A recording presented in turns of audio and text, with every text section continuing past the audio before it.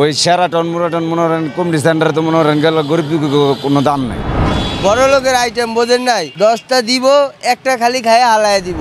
রাত্রি 2টার পরে ওরা খুঁইটা আনে, খুঁইটা আনার পরে সেগুলো আবার নতুন করে মানে ওই ঝোল টোল দিয়ে মশলা দিয়ে এগুলো ঢাইকা রেখে পরে এগুলো পাবলিকের খাওয়ায়।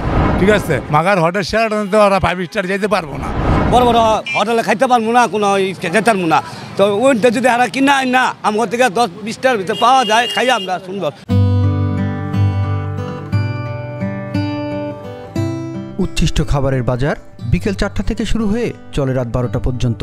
উৎসুক জনতাও চতুর্দিকে দাঁড়িয়ে দেখে খাবার নামানো ওঠানোর কাজগুলো। কিন্তু যে খাবারগুলো থাকার কথা বড় বড় রেস্টুরেন্ট কিংবা বুফের আয়োজনে, সেগুলো ফুটপাতে এই ভ্যান গাড়ির উপর কিভাবে এলো?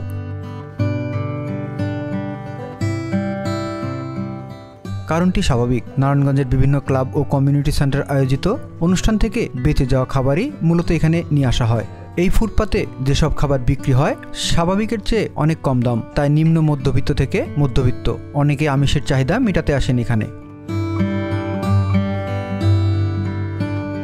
যে খাবারটা আনে কমিটি সেন্টার তা আনে, কমিটি সেন্টার তাই না মনে করেন এরা বিক্রি করে। ভ্যানওয়ালা দিনমজুর যারা থাকে এরা মনে করেন কিনা গাইটা খায়। এবার রিস্কওয়ালা গাড়ি দিয়ে বহুত মানুষ খায়, আমরা নিজেরাও খাই, এমনি আমার বাল বাচ্চারা সবাই খাওয়াই। কে লেগে যে মাংসর আর মুরগির দাম বড় লোকেরা খাইতে পারে, মাগরা গরিব দুর্গীর মানুষ তো খাইতে পারে না ভাই। আমরা এর লেগে মনে করেন মা বাপ যারা আছে মনে করেন কিনা গাইটা অনেক ফ্যামিলি তো কতক্ষণ আগে দেখলাম হুন্ডার দেয় ট্যাক্সি দেয় লুয়ে গেল। কে হেরা মনে করেন চিন্তা করে না ভালো খাবার সবচেয়ে ওই সেরাটন মুরাটন মনে করেন কমিটি সেন্টারে তো মনে করেন গেল গরিব কোনো দাম নেই। কে এরা বড় লোক টাকা আছে, এরা পয়সা আছে, এরা খাইতে পারে। আমরা তো মনে করেন ওই সেন্টার মুন্ডার গিয়ে খাইতে পারতাম না, আমাকে টাকা পয়সা নেই। এর লেগে আমরা মনে করেন না কোনো রকম দিন বাচ্চা মুচা মনে করেন বাল বাচ্চা লিয়ে খাই। করেন না যে এটা একটা বিয়া বাড়ির অনুষ্ঠানের একটা খাওয়ান তৈরি হয়, তারপরে এটা মনে করেন না যে যেটা বেশি থাকে যায় এটা মনে করেন না এরা অল্প টাকার ভিতরে বিক্রি কিংবা হয়তো মনে করেন কিনে আনে, তারা এটা প্লেট ভরে সাজায় রাখে। যারা গরিব অসহায় এরা হয়তো এটা কিনে নিয়ে অনেকজনে জানে, তারপরে এটা নিয়ে কী করো বাধ্যমূলক তাদের পোলাপানের মুখে অন্য তুলে দেয়। কিন্তু যারা জানে তারা এটা জীবনও খাবে না। ওই যে ওটা অনেক হাতে আচ্ছা লাইরে আইছে, অনেকজনে এটা ওইটা লইছে খাবার। বড় লোকের আইটেম বোঝেন নাই, 10টা দিব, একটা খালি খায় হালায় দিব। আর যে অনেক জায়গায় দেখবেন এই যে এনে হুইয়া দেয় দেখবেন এরা খাইতেও পায় না, আর অনেকজনের মনে করেন ইট্রেনি চামিচ দিয়ে হালায় খায় হালায় দেয়। আবার এগুলা ওই ডাস্টবিনে, চাষারা ডাস্টবিনে বিভিন্ন হোটেল এবং আপনার ওই কমিউনিটি সেন্টার থেকে ওই মানে ময়লা সহ নিয়ে ফেলায়। ওখান থেকে রাত্রি 2টার পরে ওরা খুঁইটা আনে, খুঁইটা আনার পরে সেগুলো আবার নতুন করে মানে ওই ঝোল টোল দিয়ে মশলা দিয়ে এগুলো ঢাইকা রেখে পরে এগুলো পাবলিকের খাওয়ায়। এগুলো খাওয়া আসলে মানে সম্পূর্ণরূপে নিষেধ। এগুলো খাইলে যে কোনো মানুষের স্বাস্থ্যের জন্য ক্ষতিকর এবং মনে করেন যে পাতলা পায়খানা বা অন্যান্য যে কোনো রোগে আক্রান্ত হবে। গরিব দিকে তো হোটেল 5 স্টার হোটেল সেরাটনে যা খাইতে পারবো না। এটা হলো ভ্যান ড্রাইভাররা খায়, ঠিক আছে, এটা নিরীহ মানুষ খায়। পারতো না নিরীহ মানুষ একটা হোটেলে যে আপনি 2200 টাকা দাম একটা গিরি খেতে, 10 টাকার বিনিময় ও পেটটা বাঁচায় যায়, ঠিক আছে। মাগার হোটেল সেরাটনে তো ওরা 5 স্টার যেতে পারবো না।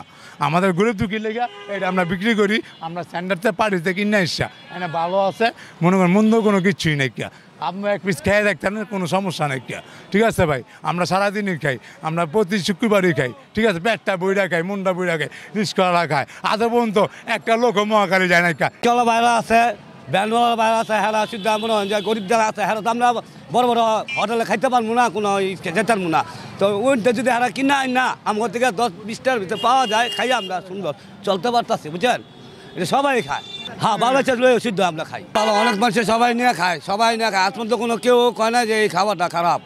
এখানে যারা এই খাবারগুলো নিতে আসে, খাবারটি আসলে ভালো বলতে যেমন বিয়াবাড়ির খাবারই, কিন্তু মনে করেন অনেকে তো গরু গোস্ত কিনে খেতে পারে না, বা মুরগির যখন যে দাম, ব্রয়লার তো জানে যে অনেক ক্ষতি, তারপর মানুষে খায় না পারতে পারে। মনে করেন যে এখান থেকে কিনা খায়, যারা গরিব কিনতে পারে না, অসহায়, যারা রিস্কাওয়ালা, বা মনে করেন আরও ভালো লোকও আইসে নেয়, যারা পারে, যারা বুঝে, যারা নেয়, তারা অবশ্যই এখান থেকে খাবার টাবার নেয়। গেলে সবাই তো আর গরু গোস্ত 800 টাকা করে কেজি কিনা খাইতে পারে না।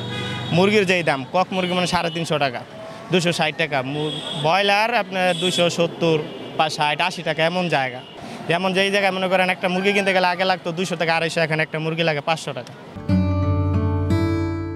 এখানে গরুর মাংস 1 কেজি ওজনের বাটি 300 টাকা, সম পরিমাণ খাসির মাংস বিক্রি হচ্ছে 500 টাকা দরে। বিয়েবাড়ির মুরগির মাংসের বিরিয়ানিও এখানে পাওয়া যায়, প্রতি প্লেট পোলাও 50 টাকা, 4 পিস মুরগির রোস্ট বাটির আকার ভেদে 50 থেকে 100 টাকা, প্রায় সম পরিমাণ টাকায় পাওয়া যায় মুরগির ঝাল ফ্রাই। এসব দোকানে কখনো কখনো মাছও পাওয়া যায়, সেক্ষেত্রে বাজার বুঝে দাম নির্ধারণ করেন দোকানিরা। আস্ত খাসি কিংবা খাসির মাথাও মাঝে মধ্যে আসে এখানে। খাসির মাথার দাম শুরু হয় 200 টাকা থেকে 500 টাকা পর্যন্ত। অন্যদিকে সম্পূর্ণ খাসি বিক্রি হয় 2000 টাকার উপরে। বড় এক বাটি জর্দা পাওয়া যায় 20 থেকে 50 টাকার মধ্যে। 2 লিটারের বোতল ভর্তি বোরহানি পাওয়া যায় 40 থেকে 80 টাকার মধ্যে। আসলে আমরা শুনেছি কিছু কিছু মাধ্যমে যে উচ্ছিষ্ট খাদ্য কে বা কারা তারা সংগ্রহ করার মাধ্যমে তারা সেখানে হয়তো কিছু মিশিয়ে সেটাকে কিছু মানে স্বাভাবিক করে সেটাকে ভ্যানের মাধ্যমে বিভিন্ন জায়গায় বিক্রি করতেছে।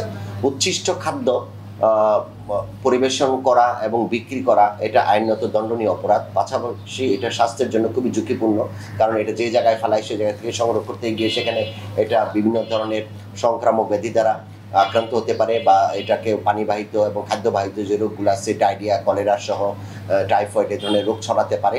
তো আমি মনে করি যে এটা খুবই একটা গরিত অপরাধ। আমরা যেহেতু ভ্যানে করে বিক্রি করে আমার স্যানিটারি ইন্সপেক্টররা সহজেই তাদের আইডেন্টিফাই করতে পারবে না, কিন্তু যে সমস্ত রেস্টুরেন্ট এসব খাবার সরবরাহ করে বা যারা এগুলো ফেলে দেয় তারা যদি এর সাথে জড়িত থাকে তাদের নাম যদি দেওয়া হয়, আমি জেলা প্রশাসনের সাথে কথা বলে দ্রুত তার বিরুদ্ধে ব্যবস্থা নেব। এই ধরনের অবস্থায় নারায়ণগঞ্জ জেলার স্বাস্থ্য ব্যবস্থা প্রচণ্ড ঝুঁকির মধ্যে পড়বে এবং ব্যাপক হারে ডায়রিয়া, কলেরা সহ অন্যান্য পেটের পীড়া সহ অন্যান্য মারাত্মক রোগ সংক্রমিত হতে পারে, সেটা মহামারী আকারে ছড়িয়ে পড়তে পারে, যার ফলে আমাদেরকে এখনই সতর্ক হতে হবে। অবশ্যই আমরা এদের তালিকা সংগ্রহ করছি, আমরা এদের বিরুদ্ধে অভিযান পরিচালনা করব এবং শাস্তির আওতায় আনবো।